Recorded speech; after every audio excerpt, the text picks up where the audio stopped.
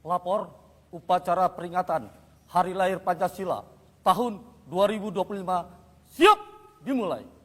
Laksanakan. Undangan dimohon berdiri. Presiden Republik Indonesia selaku Inspektur Upacara.